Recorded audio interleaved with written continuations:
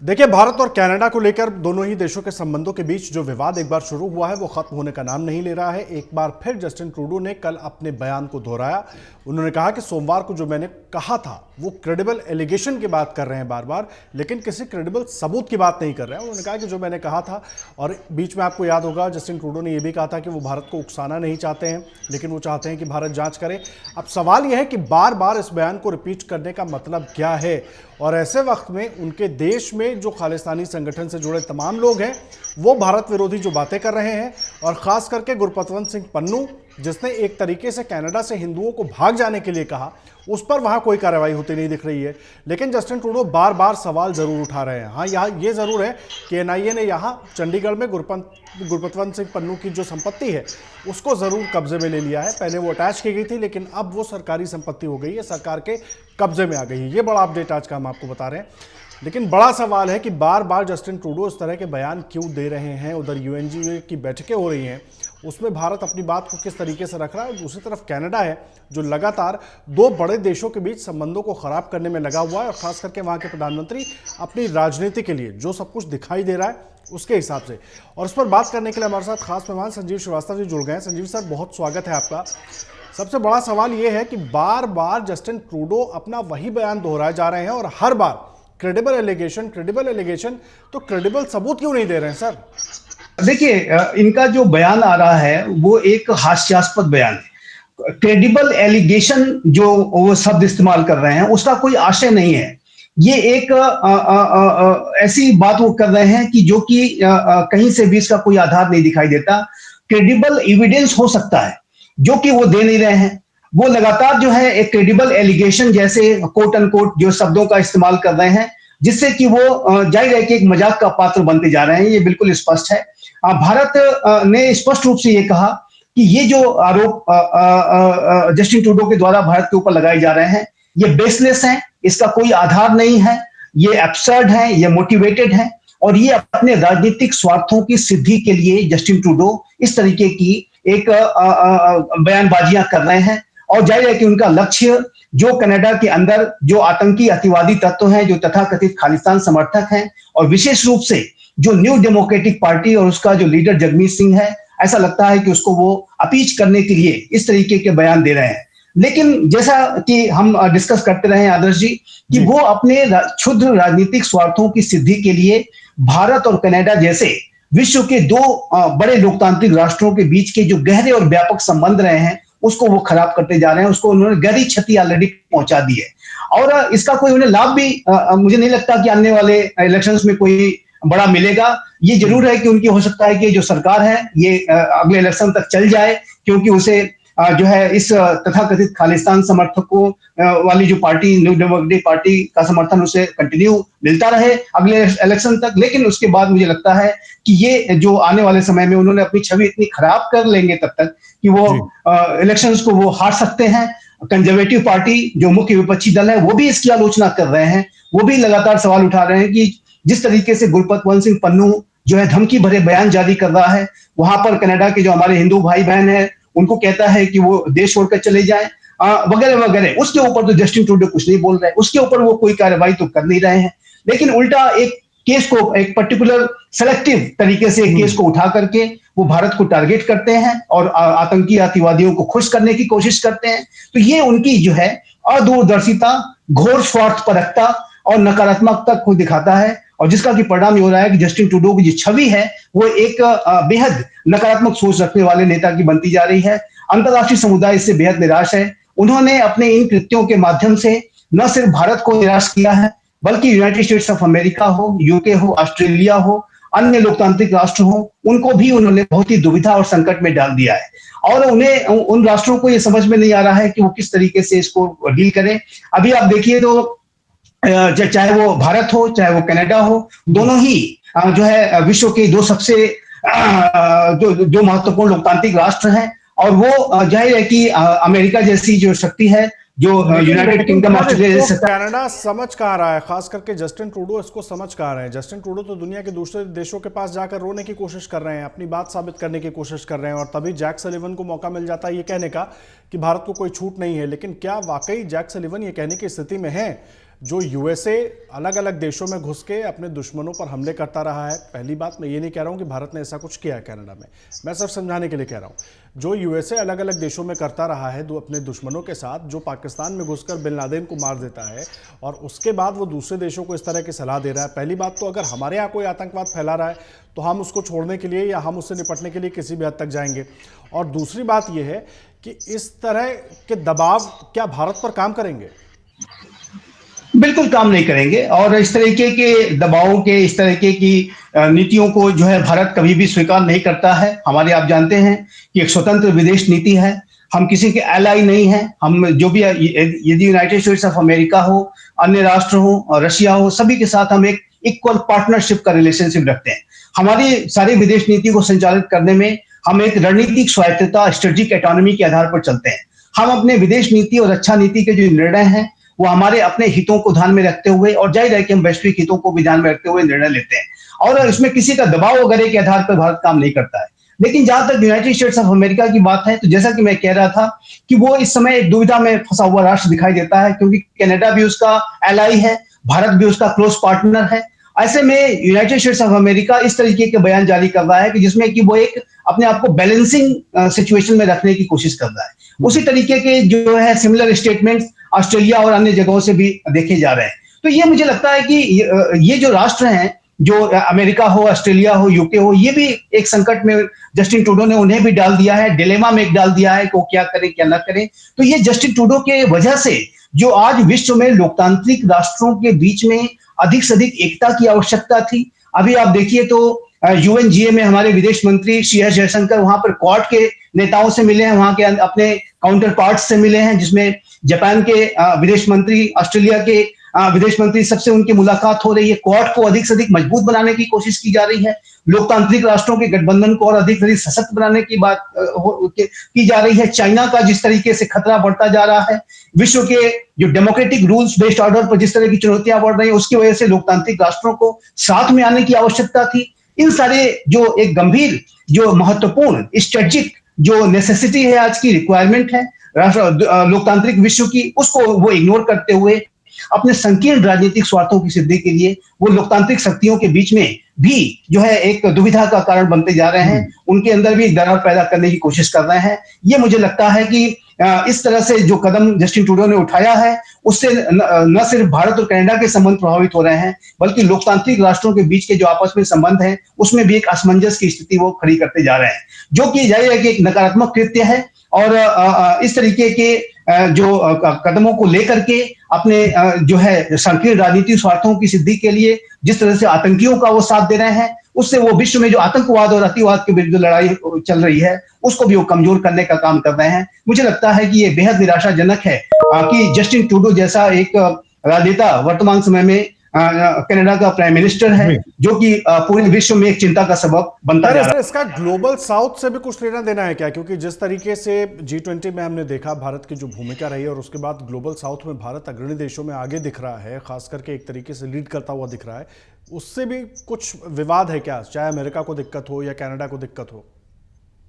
मुझे लगता है कि अमेरिका को इससे बिल्कुल भी कोई दिक्कत नहीं है, और अमेरिका वर्तमान समय में भारत का एक बहुत ही क्लोज स्ट्रेटेजिक पार्टनर है, और इस पूरी सिचुएशन पे अमेरिका ने अपनी गहरी चिंता भी व्यक्त की है, एक डीप कंसर्न शो किया है।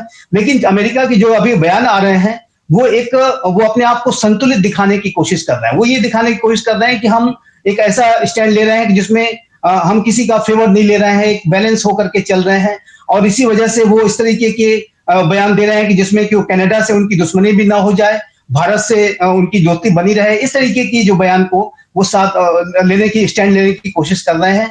और मुझे ऐसा लगता है कि ये बेहद आवश्यक है कि कनाडा के जो प्रधानमंत्री जस्टिन ट्रूडो को अमेरिका के द्वारा, अन्य लोकतांत्रिक राष्ट्रों के द्वारा, जो उसके कनाडा के एलाइज हैं, जो लोकतांत्रिक राष्ट्र हैं, उनको समझाने की और उनको कन्विंस करने की कोशिश करनी चाहिए कि वो इस तरीके की जो बयानबाजियां बंद करें। रिपीटेड रिमार्क्स करना, एक ही बात को दोहराना और भी बेसलेस बात को दोहराना, क्रेडिबल एलिगेशन जैसे एक एब्सर्ड और मीनिंगलेस वर्ड्स का इस्तेमाल करना बार बार, ये अपने जो कनाडा अपने आप का जो मजाक बनाता जा रहा है, उससे बचने की सलाह अमेरिका को और अन्य राष्ट्रों को, लोकतांत्रिक राष्ट्रों को देनी चाहिए। लेकिन दुर्भाग्य यह है कि जस्टिन ट्रूडो अभी भी इस बात को रियलाइज नहीं कर पा रहे हैं कि वो कितना बड़ा ब्लंडर करते जा रहे हैं। मैं इसको ब्लंडर कहूंगा कि वो एक बहुत भारी भारी गलती करते जा रहे हैं, जिससे कि कनाडा और भारत के रिश्ते तो प्रभावित हो ही हैं, पूरे विश्व में एक तनाव, अजीबोगरीब तनाव की स्थिति पैदा हो गई है। सर एक बात आपसे और समझना चाहेंगे, जस्टिन ट्रूडो का जो ताज़ा बयान आया उसमें ट्रूडो ने कहा कि हमने कई हफ्ते पहले भारत को सबूत दिए थे, और भारत को सबूत दिए होते तो भारत जाहिर सी बात है उन सबूतों पर आपसे बात भी करता, लेकिन उसके बाद भी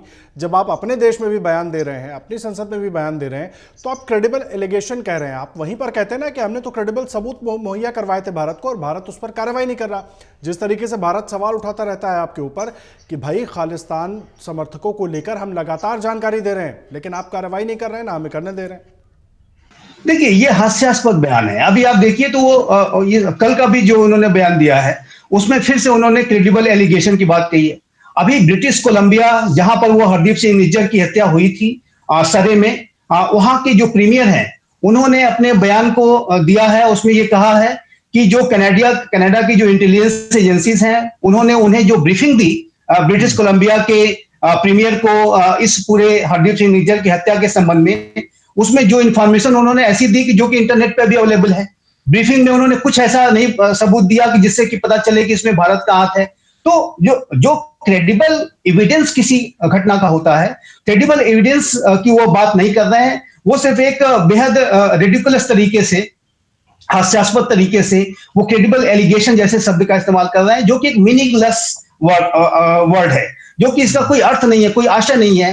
कोई आरोप, मैं भी किसी के ऊपर कोई आरोप लगा सकता हूं, लेकिन मुझे उसके लिए एविडेंस देने होंगे कि मेरे आरोप का क्या आधार है। वो एविडेंस तो वो दे नहीं रहे। क्रेडिबल अगर उनके पास कुछ है तो वो उनको एविडेंस शेयर करना चाहिए, लेकिन ऐसा उन्होंने किया नहीं है।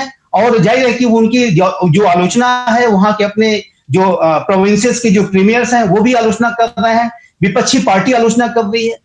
कनाडा की जो मुख्य विपक्षी दल है उसने एक घोर आलोचना करते हुए कहा है कि जिस तरीके से गुरपतवंत सिंह पन्नू जो है हिंदुओं को के विरुद्ध बयान दे रहा है वहां के, और इस तरीके से वो सिख और हिंदुओं के बीच में जो खाई पैदा करने जा रहा है, उसके ऊपर जस्टिन ट्रूडो सरकार क्यों नहीं एक्शन ले रही, जस्टिन ट्रूडो की सरकार उसके ऊपर क्यों नहीं बयान दे रही। जो मैं, जैसा कि मैं पहले भी कह रहा था, करीमा बलोच नामक एक बेहद प्रभावशाली जो पाकिस्तान की मानवाधिकार कार्यकर्ता थी, जिनकी की हत्या 2020 में कर दी गई थी टोरंटो में, उसके बारे में तो उन्होंने आज तक कोई बयान नहीं दिया। उसके बारे में तो कुछ अपने पार्लियामेंट में भी उसके बारे में भी बोल के दिखाएं। और जो वहां पर भारत विरोधी गतिविधियां चल रही हैं, जो सुक्खा दुनेके की हत्या हुई है, उसके बारे में वो बयान देकर दिखाएं पार्लियामेंट में। और जो हमारे राजनयिकों और हमारे काउंसिल जनरल और अन्य अधिकारियों के बारे में जो पोस्टर्स निकाले गए, उनकी हत्या की खुलेआम धमकियां दी गई, उसके ऊपर वो क्यों नहीं बयान देते हैं।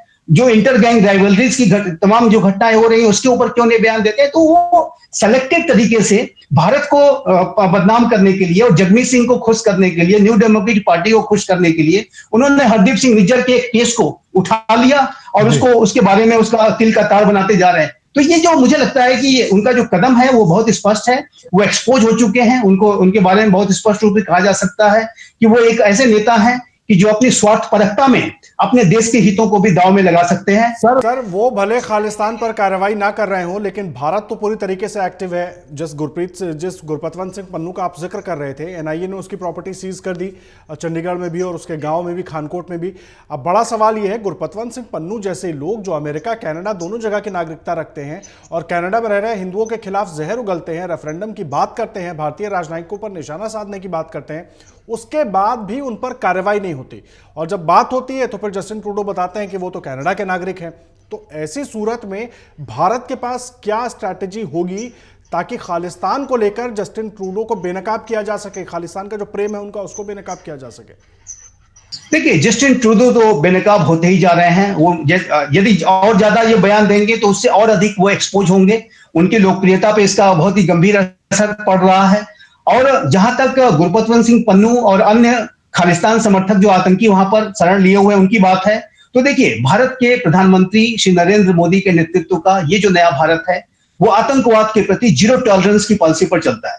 ये जो खालिस्तान समर्थक जहां कहीं भी मौजूद हैं, जो आतंकी अतिवादी, ये जो पूरा केस है भारत की एनआईए के द्वारा हैंडल किया जा रहा है। एनआईए ने अभी एक 40 लोगों की लिस्ट भी जारी कर दी है। उसके पहले भी आप देखिए तो यूके में हमारे जो हाई कमीशन पर इन तथाकथित खालिस्तान आतंकियों के द्वारा जो हमला किया गया था, जो वैंडलिज्म किया गया था, वो मामला भी एनआईए देख रही है। एनआईए की टीम वहां पर विजिट कर चुकी है, लोगों की पहचान भी हो चुकी है। करीब 15 ऐसे लोग वहां पर आइडेंटिफाइड हुए हैं जो कि इस पूरी घटना में शामिल थे। ऑस्ट्रेलिया में जो घटनाएं हो रही हैं, जाहिर है कि जहां कहीं भी इस तरीके की विदेशी धरती से भी आतंकवाद या अतिवाद भारत के विरुद्ध होगा, उसके खिलाफ भारत का जो रुख जीरो टॉलरेंस का ही रहेगा। यदि आने वाले समय में भी आदर्श जी, मैं स्पष्ट करना चाहता हूं कि यदि भारत और कनाडा के रिश्तों में कभी सामान्यीकरण आना है, तो उसके लिए एक बहुत बड़ी क्लियर शर्त है कि कनाडा को एंटी इंडिया एक्टिविटीज पर लगाम लगानी होगी। जब तक एंटी इंडिया एक्टिविटीज पर लगाम नहीं लगेगी, जब तक वहां आतंकियों अतिवादियों के खिलाफ एक्शन नहीं लिया जाएगा, तब तक भारत और कनाडा के संबंध सामान्य नहीं होंगे। भारत ने, आपने देखा कि ऑलरेडी बड़े एक्शंस लिए हैं। उनके एक सीनियर डिप्लोमेट को हमने बहिष्कृत किया है। वो कनाडियन नागरिकों को वीजा देना भी सस्पेंड कर दिया है। आगे आने वाले समय में यदि कनाडा के प्रधानमंत्री ऐसे ही जो है लगातार बयानबाजी करते रहे, तो और भी बड़े एक्शन आप देखेंगे।